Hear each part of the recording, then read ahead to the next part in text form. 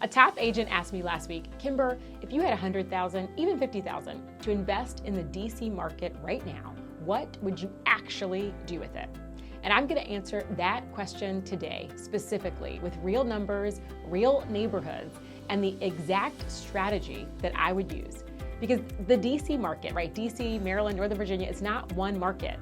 It's 3 or 4 or more, right, marketing happening simultaneously. And if you don't know which market you're playing in, then $100,000 could work really hard for you, or it could just sit there, losing ground due to inflation. So let's get into it.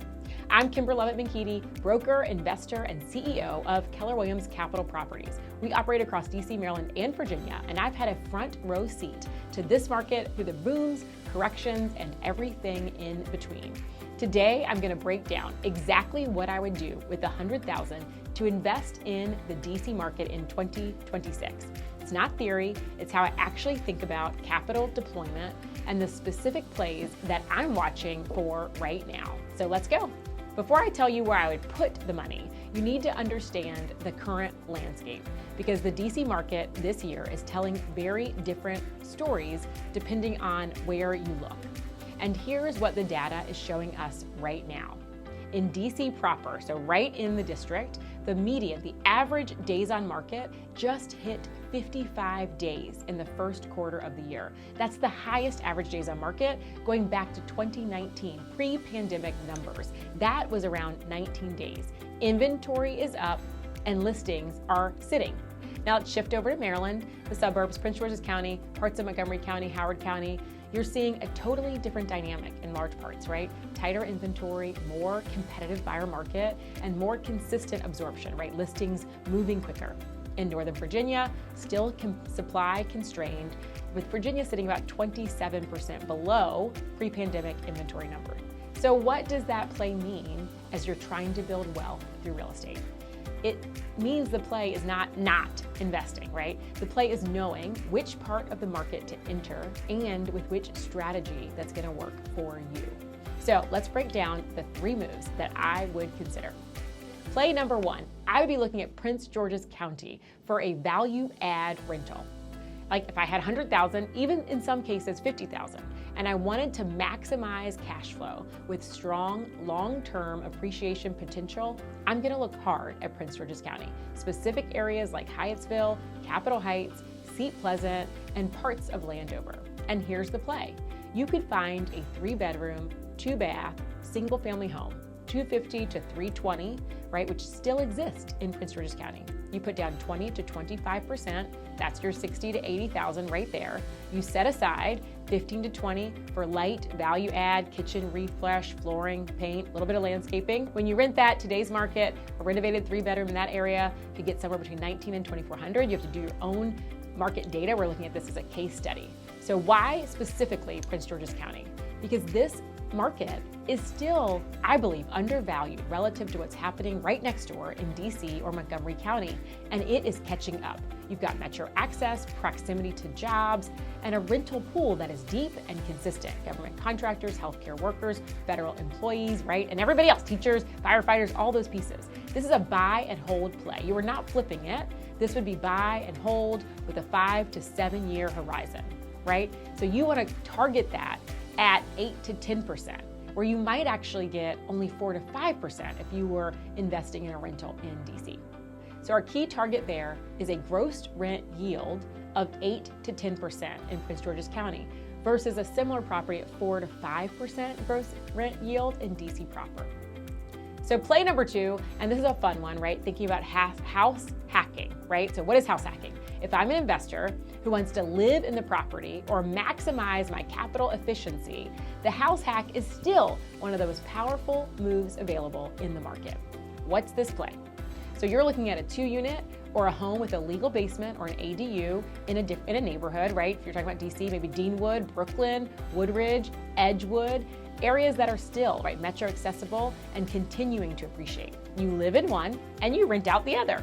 So the $100,000 on a down payment on a $450,000 to a $550,000, your renter, your tenant would cover a significant portion of your mortgage through rent.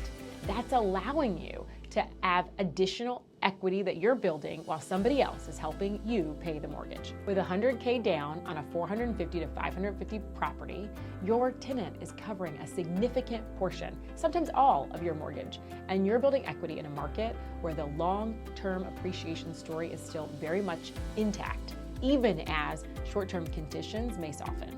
And here's what I love about this strategy, especially for agents. You are leaning and learning this market inside and out. You're not just showing investment properties, you're living the investment. This is the change that's really powerful. If you're in the real estate space and you're advising other people, you are living it out right now.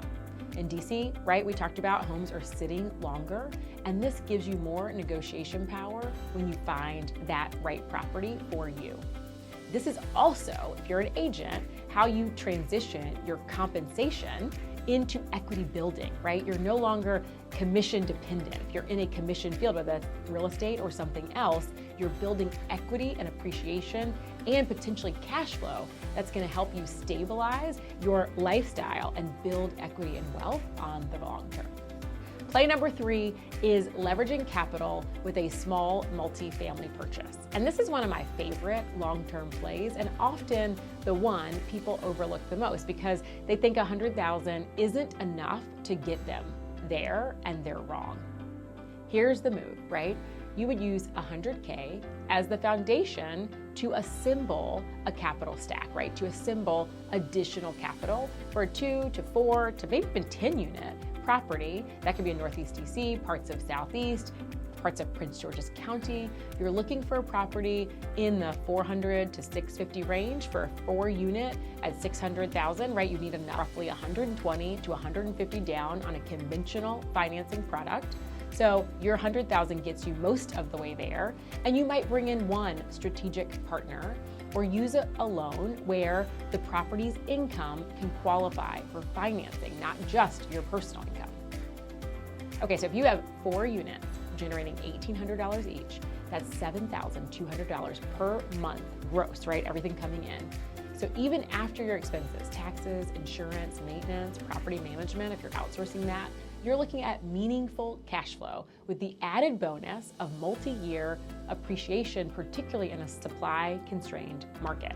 The wealth compounding is well positioning you, right? In a small multifamily market that you hold for, 7, 10 years, it's significant. You don't need 50 doors. Maybe you only need 4 to 10 strong ones. And here's the key, right? DC's rental demand not going anywhere. You still have a federal workforce, a contractor economy, the university population, healthcare. That creates a floor that most markets do not have. So the DMV multifamily advantage, right, is an awesome opportunity to really optimize your equity and your wealth building game. So really quickly, I want to give you a couple strategies and things that I would avoid, right? Let me tell you what I would not do with $100,000 in that market, because there are plays that could work for you and other plays that could be challenging, right? I would look closely if I'm looking at a condo market because we are seeing that soften, right? Inventory's up, days in market is up. So if you're buying, you really want to understand your horizon. 3 to 5 years, what does that look like? What are some of the other constraints in a condo? What are the building requirements? Can you actually rent it? Are there limitations or caps on that that could really impact how you could actually exit that property in the future?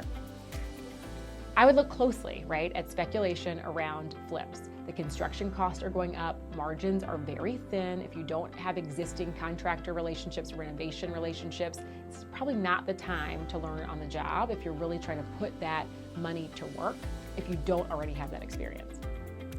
And then ultimately, right, people wait. They wait because they think the market might get better. And the DC market hasn't had dramatic corrections.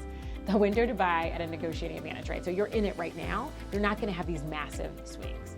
So you really want to think about your framework, right? We went through 3 plays. How do you know which one of these plays is right for you? And here's a really, really simple framework that I would use, right? You need to know your situation. Are you just investing as a pure investor? You're not going to live there. You're looking at cash flow, appreciation, likely a 5+ year hold. So pure investment, that's what you're looking for. Number 2, maybe you're looking for, you want to live in it and be an investor. You want to build equity and reduce your cost of living, or are you really looking to build long-term wealth and scale and compound your equity. So no matter which play you're in, right, the most important thing is to make a move. Because if you're not moving, and it's just sitting there, it's losing, right? It's actually going backwards. So what's the move that's right for you? And then get in the game.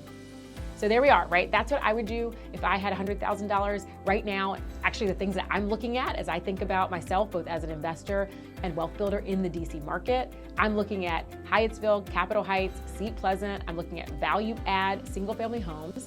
I'm looking at opportunities, especially if I'm advising someone to house hack, right? What are neighborhoods where they could buy and have a rental property, Deanwood, Brooklyn, Edgewood, anything that's 2 units or has an opportunity for rentals that will offset the mortgage.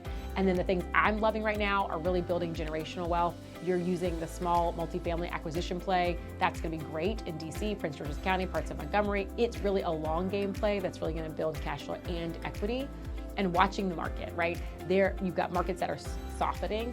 Smart investors are not sitting out on soft markets. They are actually doing the deal, understanding the numbers, and then making the play when it makes sense for them. So if you're an investor in the DC metro market and you want to talk about what the right play is for you, drop us a comment. We'd love to reach out and connect with you directly. If you're an agent, right, you're working across to build not only your agent business, but you're also really looking at how do you build your wealth through real estate and not just get so dependent on the commission. That's the play that we love. Our agents are building wealth through real estate, which is why we started this to really drive that conversation home. So if this resonates with you, hit subscribe and join us on the wealth building journey. We look forward to seeing you next time on DC Wealth Builders. Thanks.